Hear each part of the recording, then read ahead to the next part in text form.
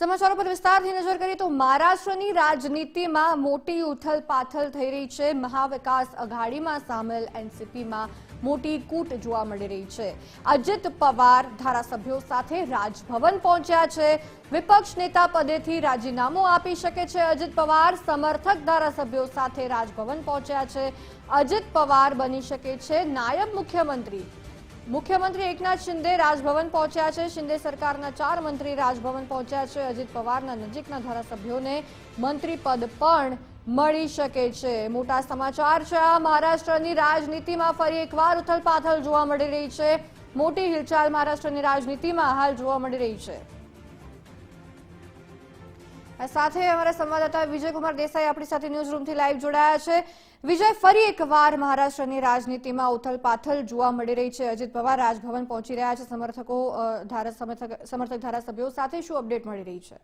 બિલકુલ કશિશ, મહારાષ્ટ્રની રાજનીતિના અત્યારે સૌથી મોટા સમાચાર એ છે કે મહાવિકાસ અઘાડીમાં સામેલ એનસીપીમાં મોટી ફૂટ પડી છે। કાકા શરદ પવારથી અજીત પવાર એટલે ભત્રીજાએ બળવો કર્યો હોય તે પ્રકારના દ્રશ્યો અત્યારે જે અપડેટ્સ મળી રહ્યા છે તેમાં દેખાઈ રહ્યા છે। અજીત પવાર પોતાના નિવાસ સ્થાને આજે બેઠક યોજીને અત્યારે સમર્થક ધારાસભ્યો સાથે રાજભવન પહોંચી ગયા છે, જ્યાં રાજ્યપાલ રમેશ બેન્સ સાથે થોડી જ વારમાં તેઓ મુલાકાત કરીને અત્યારે નેતા વિપક્ષ પદેથી પહેલા રાજીનામું આપશે અને ત્યારબાદ જે પ્રકારની માહિતી સામે આવી રહી છે તે અનુસાર તેઓ મહારાષ્ટ્રની સરકારની અંદર એટલે કે શિંદે સરકારની અંદર સામેલ થઈ શકે છે।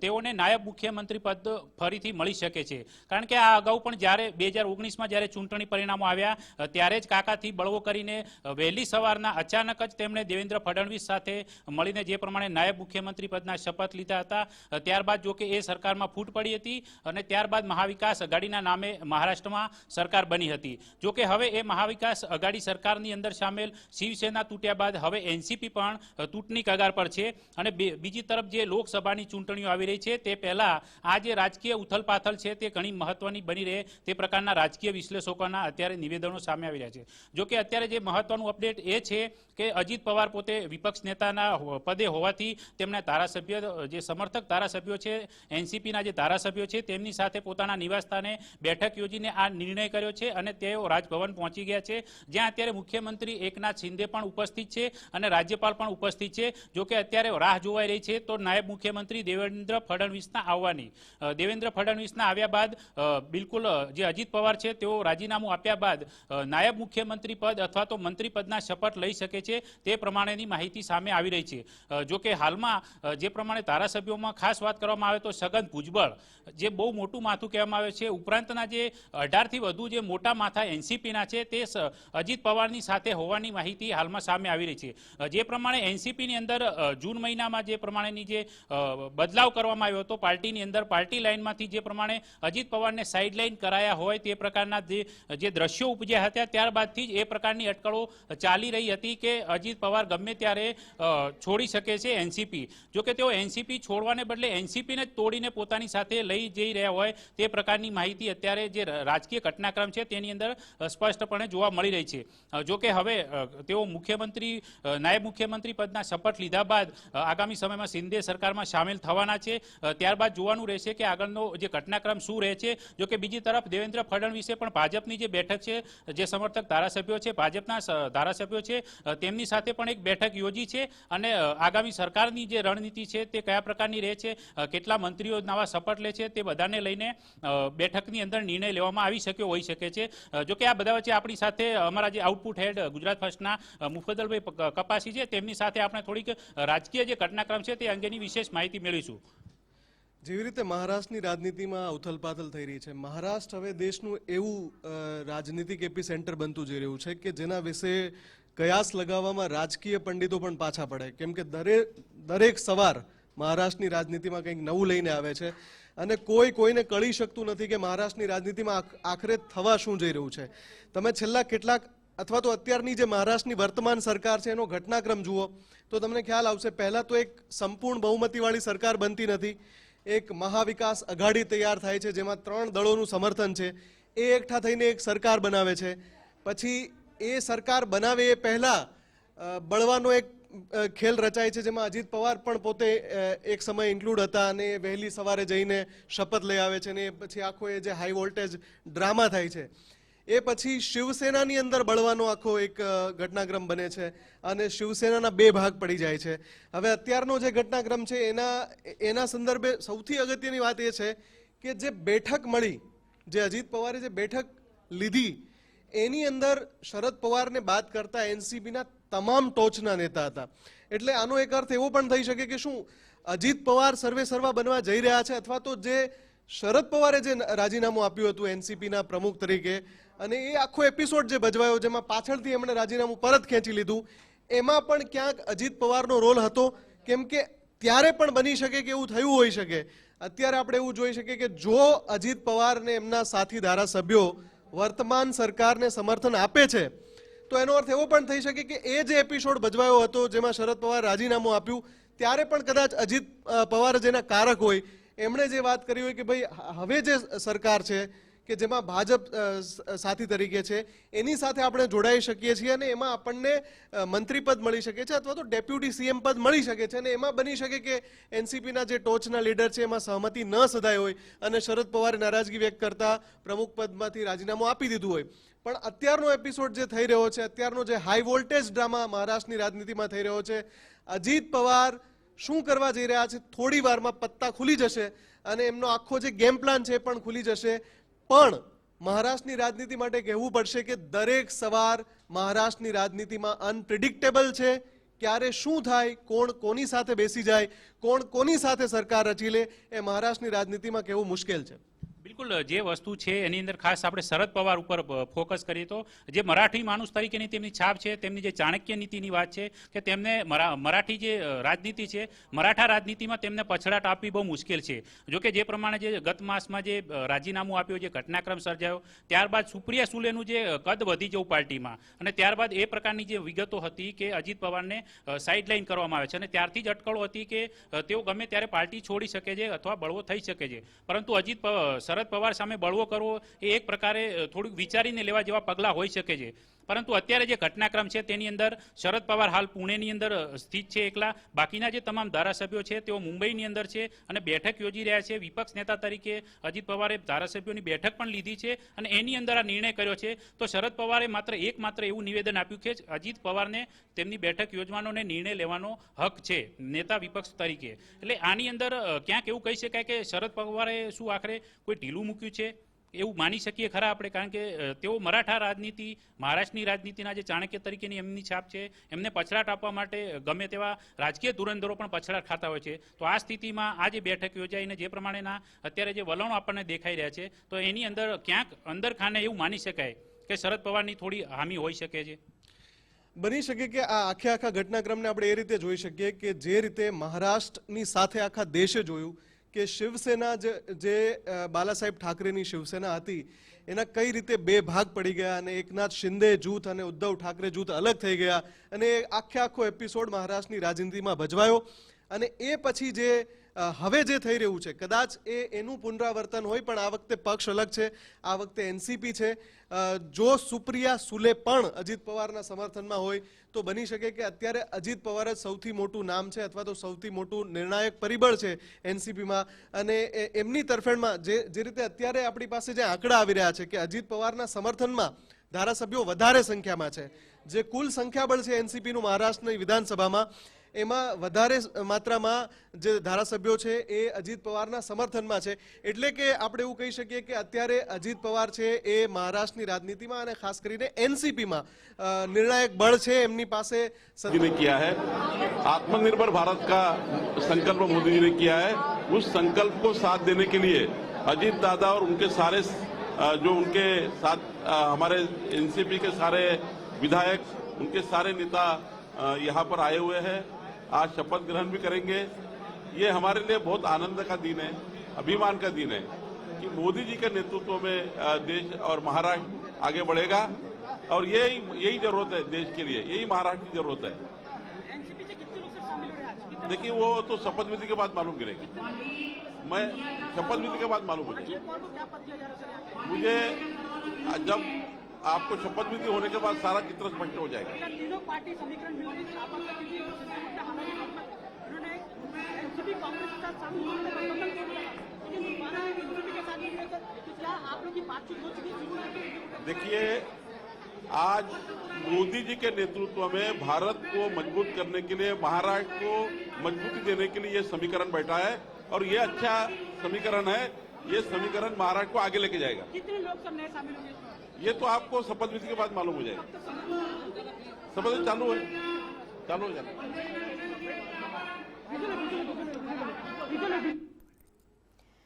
ત્યારે એવું કહેવામાં આવી રહ્યું છે કે શપથવિધિ પછી ખબર પડી જશે વિસ્તરણ કેટલું છે। આપણી સાથે ન્યૂઝ રૂમથી સંવાદદાતા વિજય દેસાઈ જોડાયેલા છે। જી વિજય, ઓવર ટુ યુ।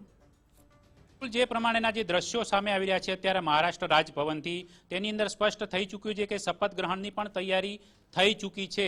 જે પ્રમાણે અગાઉ જે વિધાનસભા ચૂંટણીના પરિણામ આવ્યા અને ત્યારબાદ અચાનક વહેલી સવારે 6 વાગે તત્કાલીન રાજ્યપાલ ભગતસિંહ કોશ્યારીના નેતૃત્વની અંદર જે પ્રમાણેનો શપથ ગ્રહણ યોજાયો હતો, અચાનક કે જે सरकार है, ये सरकार को भक्कम करने के लिए, सपोर्ट करने के लिए जो भी साथ में आ रहे हैं उनका हम स्वागत करते हैं। अजीत पवार को क्या पद दिया जा रहा है सर यहाँ पे? कितने लोग शपथ लेंगे? अभी जल्दी आपको पता चलेगा। हाँ, तो आशीष पवार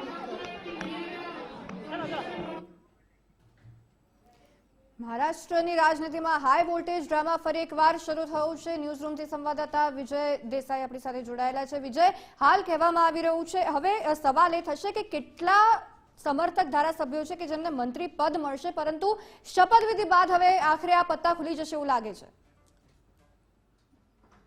બિલકુલ, મહારાષ્ટ્રનું જે મંત્રીમંડળ વિસ્તરણ છે તેમાં 9 જેટલા મંત્રીઓ બની શકે છે તે પ્રમાણેની વિગત હાલમાં સામે આવી છે। પરંતુ અત્યારે જે મોટા માથા છે અજીત પવારની સાથે, તેમાંના કેટલાક નામ એવા છે કે જેમાં દિલીપ વાલસે પાટીલ, જે એનસીપીનું સૌથી મોટું માથું ગણાય છે, એ ઉપરાંત હસન મુશરીફ, છગન ભુજબળ, કિરણ લમ્હાટે, નિલેશ લંકે, ધનંજય મુંડે, રામનાથ નીલાંબકર, મકરંદ પાટીલ સહિતના જે નેતાઓ છે તે અત્યારે રાજભવનની અંદર ઉપસ્થિત છે। એટલે કે એનસીપીનું જે સંખ્યાબળ છે મહારાષ્ટ્ર વિધાનસભાની અંદર 55 જેટલા ધારાસભ્યો છે, તેમાંથી લગભગ મોટા ભાગના ધારાસભ્યો અત્યારે મહારાષ્ટ્ર રાજભવનમાં પહોંચી ચૂક્યા છે। એટલે એક પ્રકારે આખી એનસીપીનું શિંદે સરકારને સીધું સમર્થન, એનડીએ સરકારને સીધું સમર્થન છે। એનડીએનું જે સંખ્યાબળ હાલમાં છે 166 જેટલું છે, તે હવે આમના સમર્થન બાદ વધીને આગળ પહોંચી શકે છે। એટલે કે મહાવિકાસ અઘાડી છે તે બિલકુલ હવે એનસીપી મુક્ત થઈ ગઈ છે તેવું સ્પષ્ટપણે માની શકાય છે। કદાચ આ મંત્રીમંડળનું વિસ્તરણ અત્યારે જે થઈ રહ્યું છે તેની રાષ્ટ્રીય રાજનીતિ પર સીધી અસર થવાની છે, કારણ કે જે પ્રમાણેની અટકળો છે કે કેન્દ્ર સરકારમાં પણ મંત્રીમંડળ વિસ્તરણ થવા જઈ રહ્યું છે, તો એ સ્થિતિની અંદર એનસીપીમાંથી સુપ્રિયા સુલે જો અજીત પવારના સમર્થનમાં આવે તો બની શકે છે કે આગામી સમયમાં કેન્દ્રની મંત્રીમંડળની અંદર તેઓ પણ જોવા મળી શકે છે। જોકે એ રાજનીતિનો ઘટનાક્રમ હજી બાકી છે, પરંતુ વર્તમાન જે સ્થિતિ છે તે અંગે આપણે વધારે વિગતે ચર્ચા કરીશું। આપણી સાથે મુફદ્દલભાઈ અમારી સાથે છે, તો આને આપણે વધારે કઈ રીતના જોઈ શકીએ? અત્યારે સ્પષ્ટ થઈ ચૂક્યું છે કે મંત્રીમંડળનું વિસ્તરણ થઈ રહ્યું છે અને શપથ ગ્રહણની તૈયારીઓ સંપૂર્ણ થઈ ચૂકી છે। સૌથી પહેલા આપણે રાહ જોવી પડશે કે શરદ પવાર શું પ્રતિક્રિયા આપે છે જ્યારે મીડિયા સમક્ષ આવે છે, અથવા તો મીડિયા એમની પ્રતિક્રિયા લેવા જાય છે, કેમ કે એમની મૂક સહમતિ પણ છે ખરી આખા એપિસોડમાં। જો એવું હોય તો તમે એવું કહી શકો કે એનસીપી આખે આખું મહાવિકાસ અઘાડીથી અલગ થઈ ગયું અને એનસીપીએ મહારાષ્ટ્રમાં જે વર્તમાન શાસિત જે સરકાર છે એને સમર્થન આપી દીધું। પણ જો એવું ન થાય વિજય, તો અહીંયા સીધો અર્થ એવો થાય છે કે એનસીપીની અંદર પણ એક ખૂબ જ મોટો બળવો થયો છે અને એનસીપીના પણ 2 ભાગ પડી ગયા છે। આ બીજી સંભાવના છે। અને એમાં જે 2 ટોચના નેતા છે એ બંને નેતાનો ઇતિહાસ જો આપણે જોઈએ, અજીત પવાર અને છગન ભુજબળ બંને બળવાખોર નેતા રહ્યા છે। એમનો રાજકીય ઇતિહાસ જુઓ, છગન ભુજબળ પોતે બળવાખોર નેતા રહ્યા છે અને પક્ષ બદલતા રહ્યા છે, અને જે રીતે અત્યારે એનસીપીમાં છે, અને એવી જ રીતે અજીત પવાર પોતે બળવાખોરી કરી ચૂક્યા છે। અગાઉ રાતોરાત સરકાર બનાવવા માટેનો પ્રયત્ન પણ એમણે કર્યો હતો। એટલે એ બંને નેતાના નેતૃત્વમાં જો એનસીપીએ આ કર્યું હોય તો એવું બની શકે, જો બીજી સંભાવનાને આપણે સાચી માનીએ તો એનસીપીમાં સૌથી મોટો બળવો કહી શકાશે। આ આખા એપિસોડને એવી રીતે યાદ કરાશે, એવી રીતે યાદ નહીં કરાય કે મહાવિકાસ અઘાડીમાંથી એનસીપી અલગ થઈ અને સરકારના સમર્થનમાં ગઈ, પણ એવી રીતે યાદ કરાશે કે એનસીપીમાં પણ શિવસેનાની જેમ ખૂબ જ મોટો બળવો થયો અને એનસીપીના 2 ભાગ પડી ગયા। પણ કોઈ પણ નિષ્કર્ષ પર આવવા પહેલા આપણે શરદ પવારની પ્રતિક્રિયાની રાહ જોવી પડશે, કેમ કે શું એમની કોઈ મૂક સહમતિ છે અથવા એ સીધી રીતે નારાજ છે આખા ઘટનાક્રમથી, એ જ્યારે મીડિયા સમક્ષ આવે ત્યારે જ ખબર પડશે વિજય। બિલકુલ તમે જે વાત કરી શરદ પવારની, પરંતુ શરદ પવારનું નિવેદન આવી ચૂક્યું છે થોડી વાર પહેલા જ, જેમાં તેમણે સ્પષ્ટ કર્યું છે કે અજીત પવારને નેતા વિપક્ષ પદ તરીકે પોતાના જે ધારાસભ્યોની બેઠક બોલાવવાનો અધિકાર છે. આ બેઠક અંગે મને કોઈ જાણકારી નથી. એટલે એક રીતે સીધા હાથ ખંખેરી નાખ્યા છે. બીજી તરફ જે એમના જે કાર્યક્રમો હતા તેમણે નિર્ધારિત કાર્યક્રમો રદ કરીને હાલ તેઓ પુણેની અંદર છે. તો ખાસ જે મહત્વનું નામ જે છે તે સુપ્રિયા સુલેની વાત છે. સુપ્રિયા સુલે પણ અત્યારે મુંબઈની અંદર હાજર હોવાનું શરદ પવારે નિવેદન આપ્યું છે. એટલે એક પ્રકારે અજીત પવારની સાથે સુપ્રિયા સુલે પણ થોડી વારમાં આપણને અહીંયા શપથ ગ્રહણ સમારોહમાં દેખાય તો એક ચોંકાવનારા ન્યૂઝ બની શકે છે આગામી સમય. કારણ કે સુપ્રિયા સુલે પોતે સાંસદ છે. એનસીપીની અંદર તેમનું અત્યારે જે પ્રમાણેનો જે નેક્સ્ટ ટાઈમમાં જે બદલાવ આવ્યો એનસીપીના જે પાર્ટી લેવલમાં, તેની અંદર સુપ્રિયાને મોટી જવાબદારી આપવામાં આવી હતી. એટલે એવું માની શકાય કે સુપ્રિયા સુલે પણ અજીતની સાથે છે અને એનડીએ સરકારમાં સામેલ થઈ રહ્યા છે. તો સુપ્રિયા સુલેને જો અજીત પવારને સમર્થન મળે છે, જે આગામી સમયમાં થોડી જ વારમાં સ્પષ્ટ થશે, તો તેનાથી મહારાષ્ટ્રની રાજનીતિમાં બીજો કયો ફેરફાર થઈ શકે છે? જે રીતે તમે કહી રહ્યા છો કે શરદ પવારે હાથ ખંખેરી નાખ્યા છે, પણ એમનું જે નિવેદન તમે વાંચી સંભળાવો છો એ નિવેદનનો અર્થ એવો નીકળે છે કે એમની મૂક સહમતિ છે, સીધી રીતે બોલવા નથી માંગતા, પણ આખા એપિસોડમાં એમની મૂક સહમતિ છે. અને અથવા તો એ જે રીતે એમની પ્રતિક્રિયા છે એ જોતા એવું લાગે છે કે જ્યારે જો સુપ્રિયા સુલે જો અજીત પવારની સાથે હોય તો પછી આમાં એવું થઈ શકે કે એનસીપીમાં કોઈ ભાગ નથી પડતા, પણ આખી એનસીપી જ વર્તમાન સરકારને સમર્થન કરવા જઈ રહી છે. સૌથી મહત્વની વાત એ રહેશે કે શિવસેના, એનસીપી અને ભાજપ, શિવસેના પણ એકનાથ શિંદેવાળી, આ ત્રણેયની જે ત્રિપુટી સાથે જે સરકાર બનશે એનું આ આગળનું ભવિષ્ય કેવું રહેશે અને શું કોઈ ચોક્કસ પ્લાન સાથે એનસીપી આ કરી રહી છે? કેમ કે મારા મત મુજબ બની શકે કે 2024ની લોકસભા ચૂંટણીને ધ્યાને રાખીને જ આ પગલું લેવાયું હોય. અને એમાં તો પછી જો છગન ભુજબળ હોય, અજીત પવાર હોય, સુપ્રિયા સુલે હોય તો પ્રફુલ્લ પટેલ પણ એમાં ઇન્ક્લુડ હશે. અને એ સિવાયની જે થિંક ટેન્ક છે એનસીપીની, એ બધા પણ એમાં સામેલ હશે જ્યારે આ નિર્ણય લેવાયો હશે. કેમ કે જો આજે શપથ ગ્રહણ થવા જઈ રહ્યો છે તો આ ઘટનાક્રમ આજનો નહીં હોય. આ ઘટનાક્રમ અથવા તો આની પાછળનો બેકગ્રાઉન્ડ જે તૈયારીઓ છે, બેકસ્ટેજ તૈયારીઓ છે, એ ખૂબ જ લાંબા સમયથી ચાલી રહી છે. એટલે કે એનસીપીએ એક પગલું લીધું છે પોતાના ભવિષ્યને લઈને, પોતાના 2024 લોકસભાના ભવિષ્યને લઈને પણ એનસીપી આ પગલું લીધું છે એમ કહી શકાય. બિલકુલ, જે તમે અગાઉ જે વાત કરી એ પ્રમાણે કે વિચારેની અગાઉથી પ્લાન ચાલતો એ પ્રમાણેની વાત તમે જે કરી, તો એની અંદર અત્યારે જે ઉદ્ધવ જૂથના જે સંજય રાઉત સાંસદ છે તેમનું એક નિવેદન આવ્યું હતું. સ્પષ્ટ રીતે તેઓએ કહ્યું હતું કે અમિત શાહ સાથે, ગૃહમંત્રી અમિત શાહને અજીત પવાર ખાનગીમાં મળ્યા છે. જો કે આ એમનું જે ચોંકાવનારું નિવેદન છે થોડા કલાકો પહેલા જ આવ્યું છે. એટલે કે સ્પષ્ટપણે શિવસેના, ઉદ્ધવ જૂથને પણ એ સંકેત હતા કે એનસીપીની અંદર તૂટ થઈ શકે છે. કારણ કે છેલ્લા કેટલાક સમયથી એનસીપીમાંથી જે અજીત પવારના જે નિવેદનો આવતા હતા તેમના નિવેદનો એનડીએ તરફી વધારે હોવાનો પણ આરોપ લાગતો હતો. પરંતુ શરદ પવાર જ્યાં સુધી નિવેદન આપતા હતા ત્યાં સુધી એનસીપીમાંથી અન્ય કોઈ આ મામલે પ્રતિક્રિયા આપવા માટે તૈયાર નહોતું થતું. પરંતુ માત્ર અજીત પવાર એક જ વ્યક્તિ હતા કે જેઓ ખુલ્લીને એનડીએના સમર્થનમાં બોલી રહ્યા હતા. એટલે ત્યારથી જે પ્રમાણેના જે રાજકીય નિષ્ણાંતોના જે મત હતા તે પ્રમાણે કે ગમે ત્યારે એનસીપીની અંદર બળવો થઈ શકે છે. કારણ કે આ જે બળવો થવાની જે વાત છે તેની અંદર પણ એક વસ્તુ જે સ્પષ્ટ છે મુફદ્દલભાઈ, કે કાકા સાથે ભત્રીજા બળવો કરે છે. બિહારની રાજનીતિ હોય કે ચાહે મહારાષ્ટ્રની રાજનીતિ હોય. કારણ કે અગાઉ પણ જે બિહારની અંદર રામવિલાસ પાસવાનની પાર્ટીમાં આપણે જોયું છે કે ચિરાગ અને જે કાકા સાથેનો જે થયો અને પાર્ટીનું વિભાજન થયું. શિવસેનાની અંદર પણ જે ખાસ મનાતા હતા ઠાકરે સાહેબના, તેમને બળવો કર્યો શિંદેજીએ. હવે એનસીપીની અંદર અજીત પવારે કાકા સાથે એક પ્રકારે બળવો કર્યો છે. કાકાએ કદાચ એમનું નાક દબાવવાના ઘણા પ્રયાસો કર્યા, પરંતુ આખરે તેઓ હવે હારી થાકી ગયા હોય તે પ્રકારના અત્યારે દ્રશ્યો છે. એટલે આ પણ એક રાજનીતિનો પહેલું છે કે ભત્રીજો કાકા સાથે બળવો કરીને રાજનીતિમાં પોતાનું કદ મોટું કરી રહ્યો છે. બિલકુલ, દેશની રાજનીતિમાં એવા ઘણા બધા કિસ્સા છે જેનો તમે મોટાભાગના કિસ્સાનો તમે ઉલ્લેખ કર્યો કે આવું થતું આવ્યું છે. પણ અહીંયા જે સંજય રાઉતવાળી જે વાત આપે ગઈ, તો એની સાથે હું એક વાત ઉમેરીશ કે જો એનસીપી વર્તમાન મહારાષ્ટ્ર સરકારમાં જોડાતી હોય અને એમાં જો હજુ સુધી, કેમ કે આપણે હમણાં એક નેતાને સાંભળી રહ્યા હતા જે ત્યાંથી પ્રતિક્રિયા આપી રહ્યા હતા, એમણે કહ્યું કે શપથ લેવાય પછી ખબર પડશે. અને ઘણા બધા મીડિયા હાઉસ ચલાવી રહ્યા છે કે અજીત પવાર ડેપ્યુટી સીએમ બનશે કે પછી કોઈ મોટો પોર્ટફોલિયો એમને મળવાનો છે, મંત્રાલય કોઈ મોટું મળવાનું છે, એ હજુ સુધી સંપૂર્ણપણે સત્તાવાર એને પુષ્ટિ નથી મળી. એટલે કેમ કે જો અજીત પવાર ડેપ્યુટી સીએમ બને તો એ પણ બહુ સ્પષ્ટ છે કે એનસીપી ભલે તૈયાર હોય મહારાષ્ટ્રની વર્તમાન સરકારને સમર્થન આપવા માટે, પણ જે ભાજપનું જે કેન્દ્રીય મોવડી મંડળ છે ત્યાંથી ગ્રીન સિગ્નલ ના આવે ત્યાં સુધી એનસીપીની જો કોઈ પ્રસ્તાવ હોય તો પણ એ માન્ય ન રાખવામાં આવે. એટલે એ બહુ સ્પષ્ટ છે કે જો રાઉત એવો દાવો કરી રહ્યા છે કે અજીત પવાર આ રીતે મળ્યા હતા અમિત શાહને, તો એ પણ માની શકાય એવી વાત છે કે એમનો પ્રસ્તાવ હશે કે મારી પાસે આટલા ધારાસભ્યોનું સમર્થન છે અને અમે આવી રીતે મહારાષ્ટ્રની રાજનીતિ અથવા તો મહારાષ્ટ્રના વિકાસ માટે થઈને અમે આ પગલું ભરવા માટે તૈયાર છીએ. અને ત્યાર પછી ગ્રીન સિગ્નલ મળ્યું એટલે મેં જેમ કહ્યું એમ કે આજે કદાચ શપથ ગ્રહણ સમારોહ યોજાય પણ એનો બેકસ્ટેજ જે આખો ઘટનાક્રમ છે બહુ લાંબા સમયથી ચાલતો હશે અને એનું આજે આપણે પરિણામ જોઈ રહ્યા છીએ. બિલકુલ, જે લોકસભાના ચૂંટણીમાં ભાજપ માટે પણ મહારાષ્ટ્ર એક બહુ મોટું સ્ટેટ છે, કારણ કે બિહારની અંદર જે પ્રમાણેની જે વિપક્ષની રાજનીતિ છે કે ત્યાં વિપક્ષનું જે એક પ્રકારે જે લોકસભા ઇલેક્શન પહેલાં એકજૂટ થવું, એ ઉપરાંત જે મહારાષ્ટ્ર છે જેને બીજેપી ગુમાવવા નથી માંગતું, એના કારણે જ જે પ્રમાણેની જે શિંદે જૂથ દ્વારા જે પ્રમાણેની સરકાર બનાવવામાં આવી એનડીએની, ત્યારબાદ હવે એનસીપીને પણ સાથે રાખવું એટલું જરૂરી પણ બની જાય છે કે લોકસભા પહેલાં ભાજપ પોતાનો જે લક્ષ્યાંક છે તે પૂરો કરવા માંગતો હોઈ શકે છે. જો કે એનસીપીએ સામેથી સમર્થન આપ્યું છે કે ભાજપે સામેથી સમર્થન લીધું છે તેને લઈને પણ ચિત્ર સ્પષ્ટ થશે.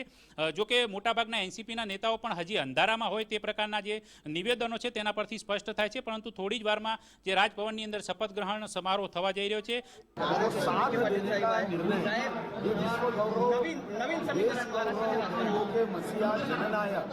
नरेंद्र मोदी जी के विकास के विचार पर विश्वास रखते हुए राष्ट्रवादी पार्टी यहाँ पे भारतीय जनता पार्टी को साथ देने का निर्णय कर चुकी है.